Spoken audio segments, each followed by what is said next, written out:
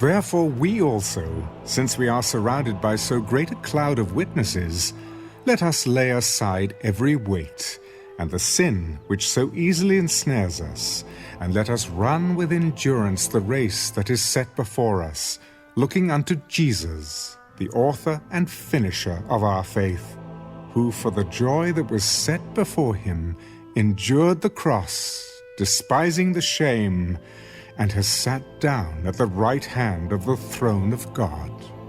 For consider him who endured such hostility from sinners against himself, lest you become weary and discouraged in your souls. You have not yet resisted to bloodshed, striving against sin. And you have forgotten the exhortation which speaks to you as to sons. My son, do not despise the chastening of the Lord, nor be discouraged when you are rebuked by him. For whom the Lord loves, he chastens, and scourges every son whom he receives. If you endure chastening, God deals with you as with sons. For what son is there whom a father does not chasten? But if you are without chastening, of which all have become partakers, then you are illegitimate and not sons. Furthermore, we have had human fathers who corrected us, and we paid them respect. Shall we not much more readily be in subjection to the Father of spirits and live? For they indeed for a few days chasten us as seemed best to them, but he for our profit, that we may be partakers of his holiness. Now no chastening seems to be joyful for the present, but painful.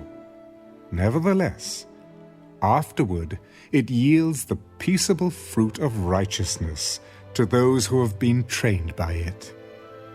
Therefore strengthen the hands which hang down, and the feeble knees, and make straight paths for your feet, so that what is lame may not be dislocated, but rather be healed. Pursue peace with all people, and holiness, without which no one will see the Lord, looking carefully lest anyone fall short of the grace of God, lest any root of bitterness springing up cause trouble, and by this many become defiled. Lest there be any fornicator or profane person like Esau, who for one morsel of food sold his birthright. For you know that afterward, when he wanted to inherit the blessing, he was rejected, for he found no place for repentance, though he sought it diligently with tears.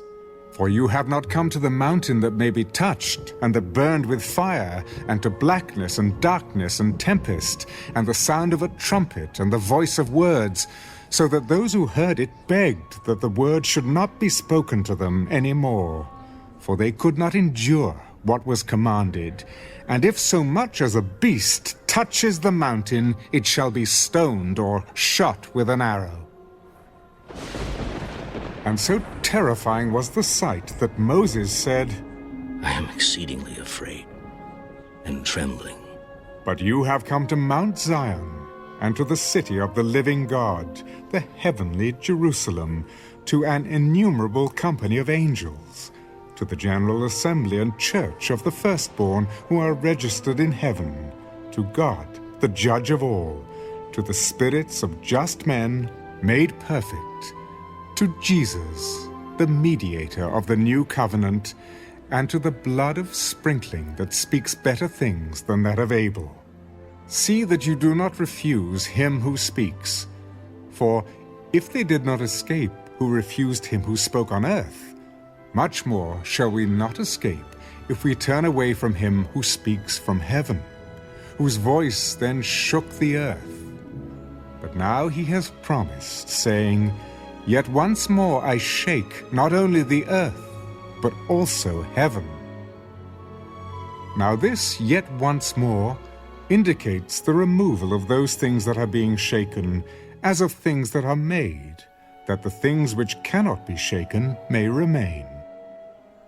Therefore, since we are receiving a kingdom which cannot be shaken, let us have grace, by which we may serve God acceptably with reverence and godly fear, For our God is a consuming fire.